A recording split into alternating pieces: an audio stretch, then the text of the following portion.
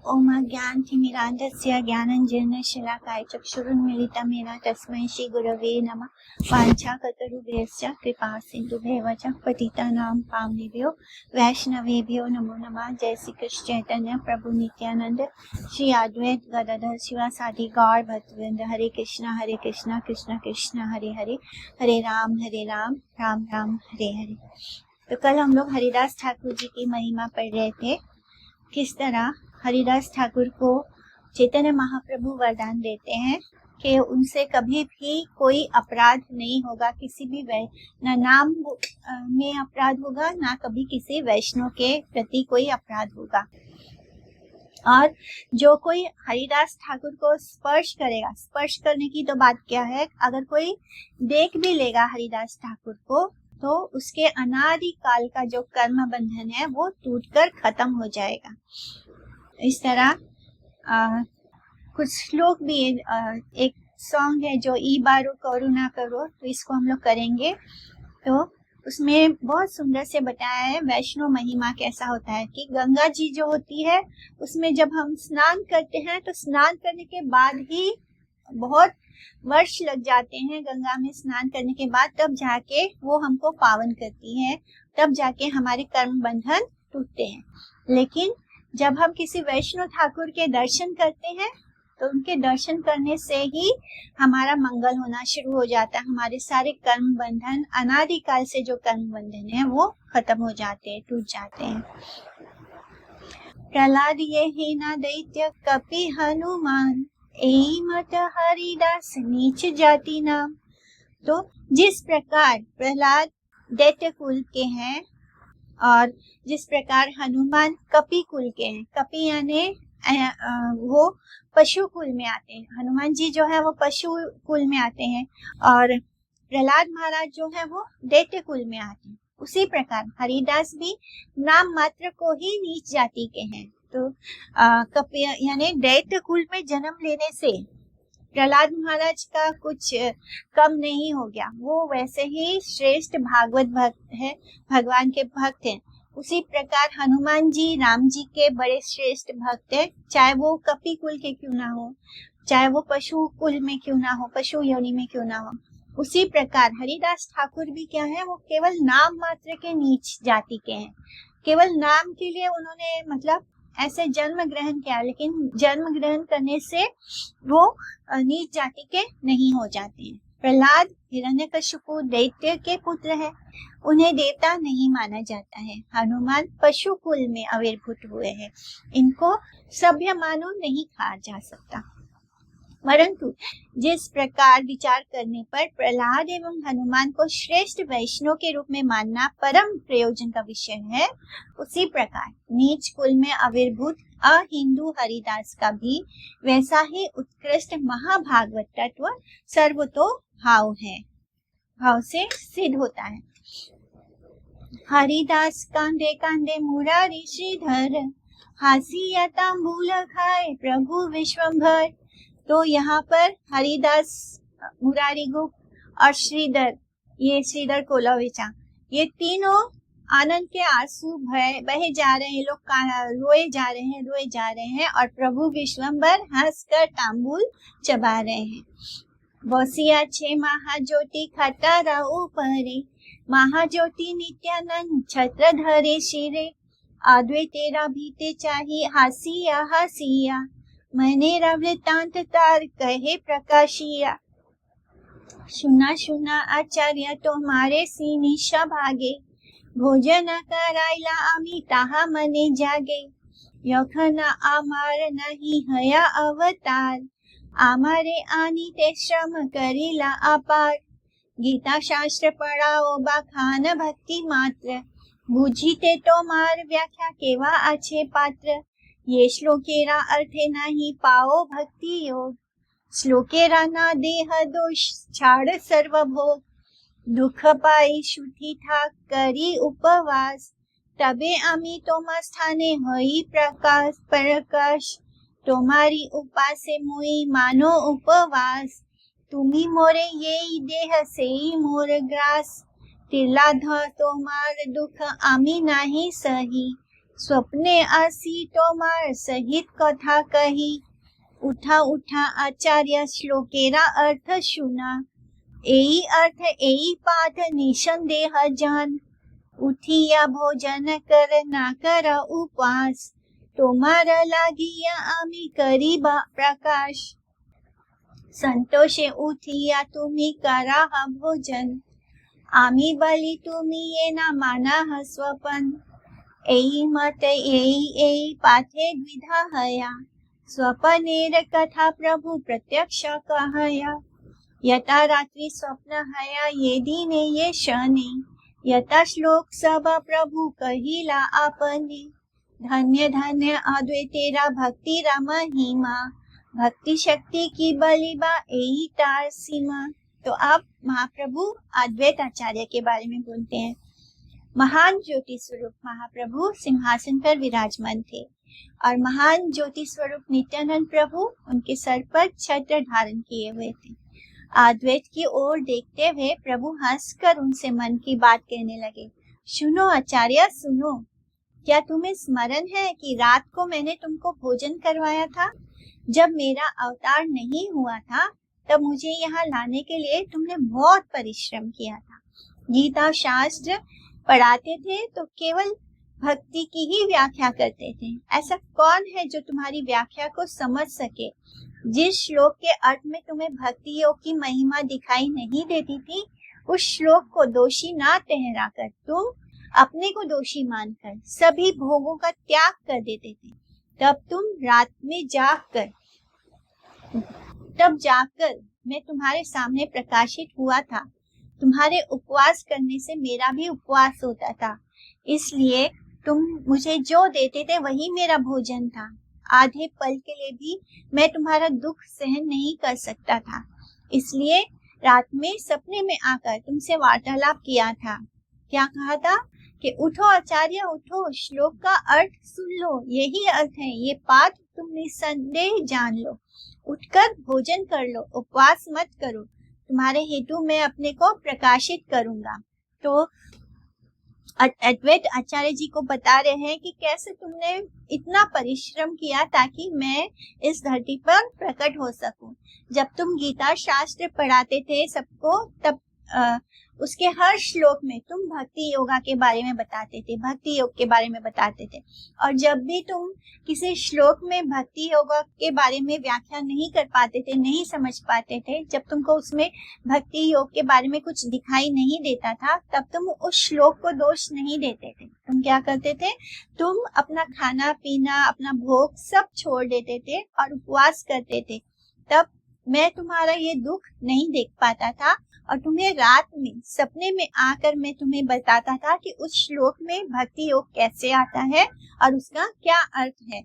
तब तुम्हें मैं यही कहता था कि तुम उपवास मत करो, उठकर भोजन कर लो, तुम्हारे हेतु ही मैं अपने आप को प्रकाशित करूंगा, यानी तुम्हारे लिए मैं जरूर आऊंगा। तो उठकर संतोष के साथ तुम भोजन कर लो। मैं ऐसा सचमुच कह रहा था, मतलब वो तुम्हारा कोई सपना नहीं था, मैं ऐसा सचमुच कह रहा था और तुम इसे स्वप्न मान रहे थे।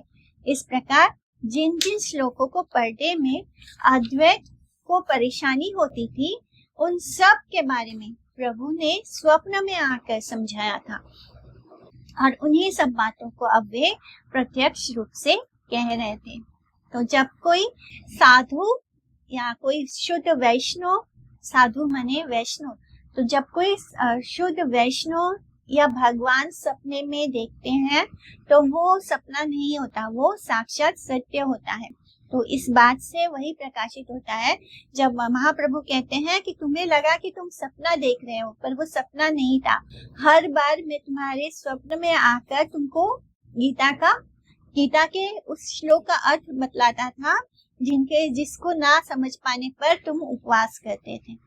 और उन्हीं सब बातों को अब वे प्रत्यक्ष रूप से कह रहे थे, यानी अब वो साक्षात अद्वैत आचार्य को वही सब बातें बता रहे थे। जिस दिन, जिस रात, जिस क्षण स्वप्न में जितने भी श्लोकों का विचार हुआ था, उस सब के बारे में प्रभु ने अपने मुंह से बता दिया। यानी जब जब प्रभु ने आकर उनको स्वप्न में जिस श्लोक के बारे में बताया था, प्रभु अभी उनको वो सारे श्लोक बोलकर बताते हैं। धन्य है अद्वैत की भक्ति की महिमा। भक्ति शक्ति के बारे में क्या कहूँ, यही इसकी सीमा है। गीता पाठ के समय जिस श्लोक के अर्थ में भक्ति योग का संधान नहीं मिलता था, उस श्लोक को दोषी न ठहराकर तुम अपने इंद्रिय जनित ज्ञान के लिए सभी भोगों का परित्याग कर देते थे। भागवत भक्त के उपवास करने से भगवान का भी भोजन नहीं होता है। अभक्त के पास से भगवान कभी कोई सेवा ग्रहण ही नहीं करते हैं। भक्त द्वारा प्रदत्त सामग्री ही भगवान ग्रहण करते हैं। साधारण लोगों के बीच गीता के जिन जिन श्लोकों के अर्थ में भक्ति योग के तात्पर्य को समझने में बाधाएं उत्पन्न होती थी, निद्रा के समय अद्वैत प्रभु उन श्लोकों का विचार तात्पर्य स्वयं महाप्रभु से सुन किया करते थे। जिन श्लोकों के लिए अद्वैत प्रभु के हृदय में संदेह उत्पन्न हुआ था, उन्हीं श्लोकों के बारे में महाप्रभु ने स्वतः प्रवृत्त होकर उनको स्मरण दिलाया। प्रभु भले सर्व पाठ कही लतो मारे, एक पाठ नहीं कही आजी कही तोरे। संप्रदाय अनुरोधे सबे मंद पड़े, सर्वता पानी पादंता एई पाठ नड़े। आजी तोरे सत्य कही छाड़ी या कपट, सर्वत्र पानी पादंता एई सत्य पाठ। तो अब प्रभु बोलते हैं कि एक श्लोक को छोड़कर बाकी सभी श्लोकों के बारे में मैंने तुमको बताया था, उस एक श्लोक के बारे में मैं तुमको आज बताता हूँ। अपनी अपनी संप्रदाय के अनुरोध से सभी लोग मंद पाठ पढ़ते हैं। सर्वथा पानी पादंता, यही पाठ लगभग सभी करते हैं बिना कपट के। आज मैं तुमसे सच कह रहा हूँ कि सर्वत्र पानी पादंता या पाठ ही सत्य है। यानी भगवान के जो हाथ और पैर है वो सब जगह है, सर्वत्र है। तो ये भगवद गीता के श्लोक में आता है।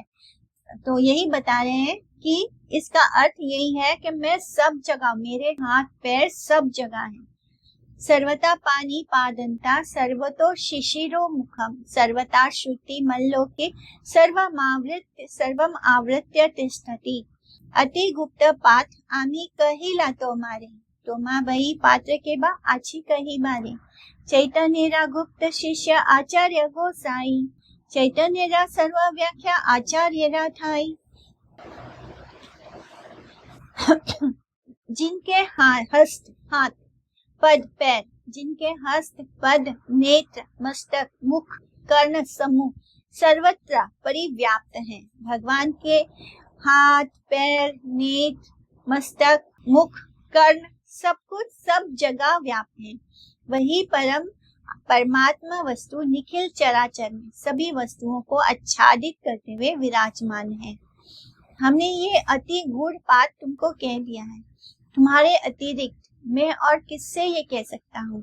आचार्य गोसाई चैतन्य के गुप्त शिष्य थे। आचार्य के निकट ही चैतन्य सबकी व्याख्या करके सुनाया करते थे। शुनिया आचार्य प्रेमे कांदी तेला गिला, पाई यमनेरा कथा महानंदे भोला। अद्वैत बलाए आर की बलीवा मुई, एई मोर महत्व ये मोर नाथ तुम्ही। आनंदे विवल हैला आचार्य गोसाई, प्रभु रा प्रकाश देखे भामे किछु नाई। तो ये सब सुन के अद्वैत आचार्य की क्या दशा हुई होगी। महाप्रभु से ये सब सुनकर अद्वैत आचार्य प्रेम से रोने लगे। मन की सारी बातें मिल जाने से वे महा आनंद से विवल हो गए। जब हम एक दूसरे से बोलते नहीं है, लेकिन मन को ऐसा लगता है कि हाँ इन्होंने ही बोला था, ऐसे सिर्फ फील होता रहता है। लेकिन वही बात अब महाप्रभु साक्षात सामने बता रहे हैं प्रकट होकर कि वो सब मैंने ही बोला था। तो वो मन की बात मिल जाती है एक दूसरे से। तो मन की सारी बातें मिल जाने से वो महा आनंद से विवल हो गए। अद्वैत बोले, मैं और क्या कहूँ प्रभु, यही मेरी महानता है कि आप मेरे नाथ हैं, क्योंकि आप मेरे स्वामी हैं, आप मेरे भगवान हैं। इसी बात की वजह से मैं महान हूँ, यही मेरी महानता है। इस प्रकार आचार्य गोसाई आनंद से विवल हो गए और प्रभु का प्रकाश देकर उनका भावमय ज्ञान लुप्त हो गया। वो भी प्रभु के प्रेम सागर में डूब गए। ए सब कथा याद नाही का प्रतीता, आधा पाठ है या तार जानी है निश्चिता। ये निश्चित रूप से जान लेना चाहिए कि इन सब बातों में जिनको विश्वास नहीं होता है उनकी अधोगति होती है। यानी ये जो कुछ भी कथा हम सुन रहे हैं, जिसको इसमें विश्वास नहीं होता है उसका अधोगति होता है। निर्विशेषवादी सर्वथा पाठ को बचाते हुए उसका सर्वत्र के अर्थ में ही व्यवहार करते हैं। सविशेषवादी भागवता के स्वरूप को स्वीकार करते हैं। निर्विशेषवादी इस जगत को मिथ्या मानते हैं, इसलिए वे भगवान के स्वरूप के पानी, पाद, कर्ण, चक्षु, सिर एवं वदन का नित्यत्व स्वीकार नहीं करते हैं। जो उस श्लोक में सर्वता लिखा है, सर्वता यानी हमेशा, इटर्नल, तो जो मायावादी होते हैं वो उस सर्वता वर्ड को गलत ठहराकर उसको सर्वत्र बोलते हैं, यानी सब जगह। तो इसका मतलब ये भी है कि वो सर्वत्र है और सर्वता है। सर्वता यानी हमेशा से थे, हैं और रहेंगे, वो इटर्नल है। तो जो मायावादी हैं वो भगवान के स्वरूप को स्वीकार नहीं करते हैं, वो इस जगत को मिथ्या मानते हैं, इसलिए वो भागवत स्वरूप के पानी, पाद, कर्ण, चक्षु, सिर एवं वदन का नित्यत्व स्वीकार नहीं करते हैं। एक्चुअली जो मायावादी हैं वो इस श्लोक को गलत तरीके से समझाते हैं कि यानी भगवान सर्वव्याप्त है, तो इसका मतलब उनका कोई स्वरूप नहीं है। लेकिन भगवान ने ओपनली इस बात को जैसे लिखा है, जो संस्कृत के जो श्लोक या शब्द होते हैं उसको गलत तरीके से भी बोला जा सकता है, क्योंकि एक एक वर्ड का अनेकों अनेक मीनिंग है। इस वजह से यहाँ पर भगवान कहते हैं कि उनके पानी, पाद, कर्ण, चक्षु, सिर एवं वदन जो है वो नित्यत्व है, यानी वो इटर्नली थे, हैं और हमेशा रहेंगे। ऐसा नहीं है कि भगवान ने अभी कृष्ण का अवतार लिया है और इस अवतार खत्म होते ही भगवान का अस्तित्व खत्म हो जाएगा। तो जो मायावादी हैं वो सोचते हैं कि भगवान ऐसे अवतार लिए हैं और फिर ये सब कुछ खत्म हो जाता है, फिर उनका कोई रूप नहीं होता, वो केवल एक ब्रह्म ज्योति है। तो इसलिए भगवान कहते हैं कि वो सर्वत्र को केवल इतना ही मानते हैं, सर्वता यानी इटर्नली वो थे, है, रहेंगे, इस बात को अस्वीकार करते हैं। अचिंत्य भेद विचार में वहां दृष्टि से जिस प्रकार भोग्य रूप समूह दिखाई देता है, उसके विपरीत भाव में नित्य सेवा के लिए उपयोगी सेव्य इंद्रिय समूह को उपलब्ध किया जाता है। महाभागवत सर्वत्र भगवान की पुरुषोत्तमता एवं ऋषिकेशत्व का दर्शन करते हैं। वे बाहरी जगत के भोग्य भाव समूह को देखने के बदले पुरुषोत्तम के भोक्तृत्व के कारण समूह सब कुछ पुरुषोत्तम श्री कृष्ण के भोग के उपकरण समूह को देखते हैं। तो जो हमारा अचिंत्य भेद अभेद विचार है, जिसमें हम भगवान के साथ क्वालिटी में सेम है, क्वांटिटी में डिफरेंट है, तो इसमें हम उनके साथ भेद भी है और अभेद भी है, क्योंकि हम भगवान का ही अंश होने के कारण क्वालिटी में उनके जैसे ही है। लेकिन भेद क्या है कि हम बहुत ही माइन्यूट है और भगवान जो है वो बहुत बड़े हैं, विशाल है, तो हम उनके साथ क्वांटिटी में बहुत छोटे होने के कारण, जैसे समुद्र में जो जल होता है, समुद्र जो होता है उसमें बहुत गहराई होती है, उसमें लहर आती है, उसके अंदर का एक ड्रॉप लेंगे तो वो ड्रॉप में क्वालिटी सेम है, जैसे नमकीन है, जो चीजें, जो केमिकल्स उस समुद्र के जल में होगा वो सब कुछ उस ड्रॉप में भी है, लेकिन वो ड्रॉप में और उस समुद्र में अंतर है। समुद्र में जो गहराई है वो उस ड्रॉप में नहीं है, समुद्र में जो लहर आता है वो उस ड्रॉप में नहीं आएगा। इसी प्रकार हम में और भगवान में कोई भेद नहीं है, लेकिन भेद क्या है कि हम क्वांटिटी में बहुत छोटे हैं, जिस कारण जो भगवान कर सकते हैं वो हम नहीं कर सकते हैं। इसलिए ऐसे जो भक्त होते हैं, जो भगवान के भक्त होते हैं, वो सब इंद्रिय तृप्ति की चीजों को ये नहीं सोचते कि वो मेरे इंद्रिय की तृप्ति के लिए, वो क्या सोचते हैं, ये ऋषिकेश के लिए, जो इंद्रियों का स्वामी है उनके सेवा के लिए यूज करना है। जो कुछ भी है हमें वो भगवान की सेवा के लिए करना है। ऋषिकेश का मतलब क्या होता है कि भगवान सभी इंद्रियों के स्वामी हैं और हम सब क्या है, इंद्रियों के वशीगत हुए, हम इंद्रियों के वश में हो जाते हैं और भगवान इंद्रियों के स्वामी हैं। इस तरह उन पुरुषोत्तम भगवान के भोग के लिए हर चीज होती है। हर चीज को हम अपनी इंद्रिय तृप्ति के लिए नहीं बल्कि कृष्ण के सेवा के लिए इस्तेमाल करने, उसी दृष्टि से देखते हैं। हर चीज को हम ये नहीं सोचते हैं कि ये हमारे सेंस ग्रेटिफिकेशन के लिए, हम ये क्या सोचते हैं कि इससे हम कृष्ण की सेवा करेंगे।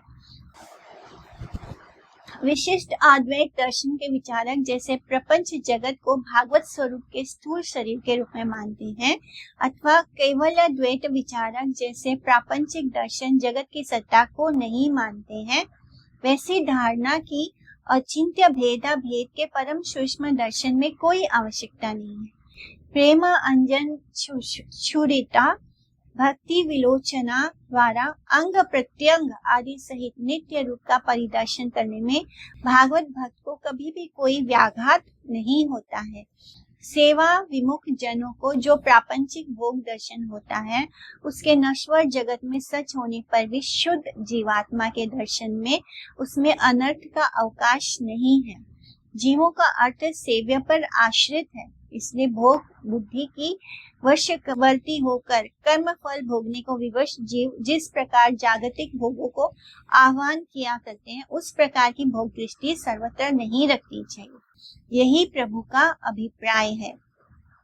यानी जो कैवल्य द्वैत विचारक होते हैं वो मानते ही नहीं कि सब कुछ, वो क्या कहते हैं कि ये पूरी जगत मिथ्या है, असत्य है, वो इस जगत की सत्ता को स्वीकार नहीं करते, जबकि ये वर्ल्ड है और टेम्पररी है। इस तरह जो मायावादी होते हैं वो नहीं मानते ही नहीं, भगवान के सत्ता को ही नहीं मानते हैं, लेकिन इसलिए वो क्या कहते हैं कि सब माया है, सब माया है, सब हर चीज का वो त्याग कर देते हैं, क्या कहकर कि सब माया है, सब माया है। इस तरह लेकिन जो भक्त होता है वो क्या करते हैं, वो अपने प्रेम अंजन, यानी उनकी दृष्टि में प्रभु का प्रेम अंजन है, जिसके कारण वो भगवान के हर अंग के दर्शन करते हैं और उनको उसमें कोई माया नजर नहीं आती। जो मायावादी होंगे, जो केवल्यवाद होंगे, वो क्या बोलेंगे कि भगवान का जो विग्रह स्वरूप है वो उसको भी माया समझते हैं। उनको लगता है कि ये सब मिट्टी पंचभूत चीजों से बना हुआ है, तो उनकी दृष्टि में प्रेम नहीं है, उनके लिए भगवान का स्वरूप ही नहीं है। लेकिन भक्त के लिए भगवान का स्वरूप है। जब हम उनको विग्रह के रूप में देखते हैं तब हम उनके प्रति हमारी क्या भावना होती है कि वो साक्षात हैं और हम उनको प्रेम अंजन से लगा कर देखते हैं। प्रेम का अंजन यानी काजल। तो हम प्रेम से उनके दर्शन करते हैं, जितनी भी वस्तुएं होती हैं भोग करने की, क्योंकि हम उसको खुद नहीं भोगना चाहते हैं, तो वो हमारे लिए इंद्रिय तृप्ति का सामान न होकर क्या होता है, भगवान की सेवा में इस्तेमाल होता है। इस तरह जो जीव आत्मा है, जब वो हर चीज को भगवान के लिए इस्तेमाल करती है तब वो कर्म फल के बंधन में नहीं बनती। लेकिन जो जीव आत्माएं हर चीज का इस्तेमाल अपनी इंद्रिय तृप्ति के लिए करते हैं, वो कर्म बंधन में बंध जाते हैं।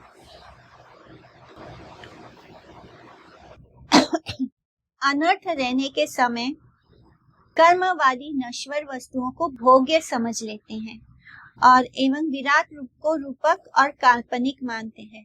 तो जिन व्यक्तियों के अंदर अनर्थ है, यानी जिनके अनर्थ अभी खत्म नहीं हुए, जिनके अंदर अभी भी काम है, द्वेष है, ईर्ष्या है, मत्सर्य है, वो इनको हम अनर्थ कहते हैं। तो जिनके अंदर ये सारी चीजें अभी भी मौजूद हैं, जो कर्म को ही प्रधान मानते हैं, ऐसे कर्मवादी लोग इन नश्वर वस्तुओं को भोग्य की सामग्री समझते हैं, यानी उनको वो चीजें इंद्रिय तृप्ति के लिए लगती हैं।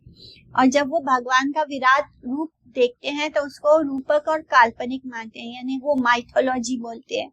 तो जैसे महाभारत, रामायण, इन सब को क्या बोलेंगे कि ये माइथोलॉजी है, ये माने ये सब काल्पनिक है। तो इस तरह वो ऐसी चीजों को काल्पनिक मानते हैं। फिर निर्भेद ब्रह्म का अनुसंधान करने के इच्छुक व्यक्ति प्रापंचिक रूप के अस्तित्व को इंद्रिय कल्पित मानकर प्रापंचिक अधिष्ठान की नश्वर वास्तविकता के प्रति उदासीनता प्रकट करते हैं। शुद्ध अद्वैतवादी को बाहरी जगत में चिद आनंद के दर्शन नहीं होते। वे शुद्ध जीव में आनंद का अभाव स्वीकार करते हैं।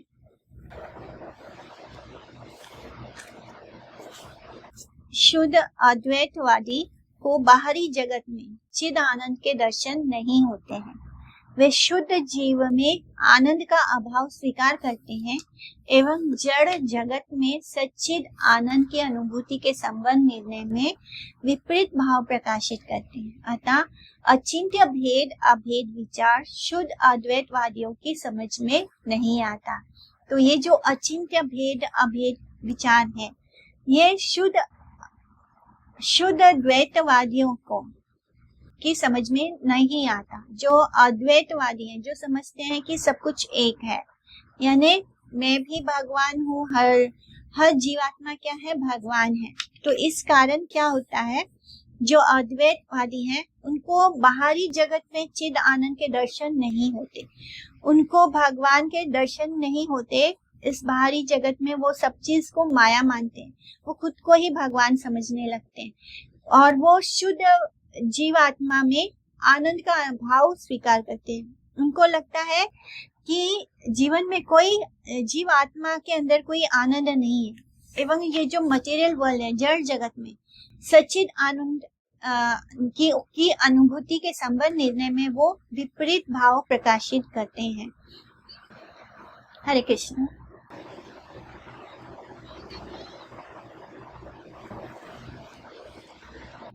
इस तरह उनको इस संसार जगत में कोई आनंद अनुभव नहीं होता। जब आप भगवान की पर्सनालिटी को ही स्वीकार नहीं करते हैं, जब आप स्वीकार ही नहीं करते हैं कि भगवान है, आप हमारा तो बॉडी ही मटेरियल है, इसमें कहाँ से हमको आनंद आएगा।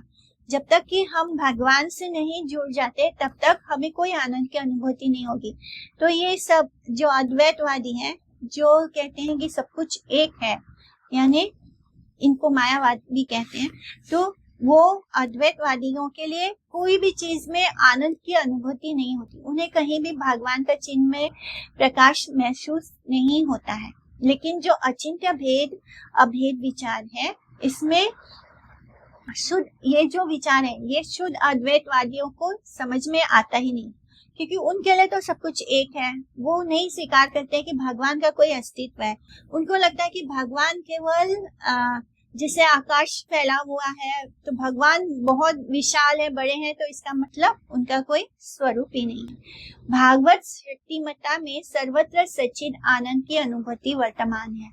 इसकी जानकारी देने के लिए ही गीता में सर्वत्र पानी पादंता श्लोक की अवतारणा हुई है। श्री गौर सुंदर के द्वारा प्रकाशित व्याख्या में एवं श्री अद्वैत प्रभु द्वारा उस व्याख्या को स्वीकार किए जाने में जो सत्य की स्थापना हुई है, उसमें विश्वास न करने वाला व्यक्ति वास्तविक सत्य से वंचित हो जाता है। प्रापंचिक नश्वर प्रतीति रूप अधोगति ही उनको मिलती है। तो जो इस बात को अस्वीकार करता है, तो भगवान गौर सुंदर जो है वो मायावाद विचार को बिल्कुल ही अस्वीकार करते हैं, क्योंकि वो साक्षात कृष्ण है, तो वो ही जानते हैं कि सत्य क्या है। वो बताते हैं कि भगवान के हाथ पैर स्वरूप सब कुछ है और वो सर्वत्र है और सर्वदा है, यानी इटर्नल है। ऐसा नहीं है कि वो किसी लीला कुछ करने के लिए वो थोड़ी देर के लिए आते हैं, लेकिन उनका बॉडी जो है वो मटेरियल है और फिर वो खत्म हो जाते हैं। तो इस तरह उनका रूप केवल एक किसी थोड़ी देर के लिए हुआ है और थोड़ी देर में वो खत्म हो जाते हैं। जैसे हमारा शरीर है वैसे उनका शरीर है। तो ये जो विचार है, ये विचार ही गलत है। इसलिए श्री गौर सुंदर इस विचार की व्याख्या करते हैं। महाभागवते बुझे अद्वैत तेरा व्याख्या, आपने चैतन्य यारे कराइला शिक्षा, वेदेने नाना मत कराए कथन, ए मत आचार्य दुर्गे वचन। अद्वैतेरा वाक्य बुझे वार शक्तिकार, जानी हा ईश्वर संगे भेद नहीं यार। शरा तेरा मेघ ये न परा भाग्य वर्षे, सर्वत्र न करे वृष्टि कोठाओ वरिषे। गिरियो मुमुचुष्टोयम क्वचिन्न मुमुचु शिवम, यथा ज्ञानामृतं काले ज्ञानिनो ददते नावा। ए मता अद्वैतेरा किछु दोष नहीं, भाग्य अभाग्य बुझी व्याख्या करे से ही ठाई। तो ये श्लोक था श्रीमद् भागवतम के कैंटो 10 चैप्टर 20 श्लोका नंबर 36। तो अद्वैत की व्याख्या को महाभागवत ही समझ सकते हैं। अद्वैत आचार्य जो बोल रहे हैं, जो व्याख्या करते हैं इन श्लोकों का, उसको केवल और केवल कोई महाभागवत, जो कोई शुद्ध वैष्णव साधु हो, वही समझ सकता है। स्वयं चैतन्य महाप्रभु ने उनको शिक्षा प्रदान की है, यानी वो जो व्याख्या करते हैं उसका जो प्रेरणा या जो उनको बताया, वो चैतन्य महाप्रभु ने स्वयं उनको वो शिक्षा दी। जिस प्रकार से वेद विभिन्न प्रकार के मतों का उल्लेख करने के कारण अगम्य है, उसी प्रकार आचार्य अद्वैत के वचनों का तात्पर्य समझना भी बहुत कठिन है। जैसे हम वेदों को नहीं समझ सकते, वेद जो है वो अलग अलग मतों का उल्लेख करते हैं और फिर उसको समझना हमारे लिए उतना आसान नहीं है। हम वेदों में केवल शब्दों को पढ़ते हैं तो उसका तात्पर्य नहीं समझ पाते। उसका जो सार है, वेद का सार यही है कि हमें कृष्ण तक पहुंचना है, कृष्ण ही भगवान है। इस बात को वेद स्थापित करने के लिए अलग अलग मार्ग से, अलग अलग रास्ते से चलकर वहां तक पहुंचते हैं। लेकिन इसको समझना किसी भक्त के बस की बात है। हर कोई नहीं समझ सकता। हर कोई क्या सोचता है कि वेद जो है वो कर्म कांडों से भरे हुए हैं और वो हमें कर्म कांड बनना बताते हैं। इसी प्रकार अद्वैत आचार्य के जो वचन है, उनके जो वाक्य हैं, जो वो समझाते हैं, उसका तात्पर्य समझना भी बहुत कठिन है। अद्वैत के वाक्य को समझने की शक्ति भला किसमें है? ये जान लेना चाहिए कि ईश्वर में और उनमें कोई अंतर नहीं है। शरद काल में, शरद ऋतु में बादल जैसे दूसरों के भाग्य अनुसार सभी जगह पर नहीं बरसते, कहीं कहीं बरसते हैं, वैसे ही अद्वैत के वाक्य किसी किसी की समझ में आते हैं। जो किसी की समझ में नहीं आते, यानी किसी की वो समझ में आते हैं और किसी की समझ में नहीं आते हैं। जैसे जो शरद काल में जो बादल होते हैं वो कहीं पर बरसते हैं और कहीं पर नहीं बरसते हैं। इसी प्रकार से इसमें अद्वैत का कोई दोष नहीं है, अद्वैत आचार्य का कोई दोष नहीं है। भाग्य के अनुसार वे जगह जगह पर उचित व्याख्या करते हैं। श्री कृष्ण एवं बलराम के द्वारा ब्रज लीला के समय, जो मैंने श्लोक अभी पढ़ा था, गिरयो मुमुचुष्टोयम क्वचिन्न मुमुचु शिवम, यथा ज्ञानम मृतम काले ज्ञानी नो ददते नावा।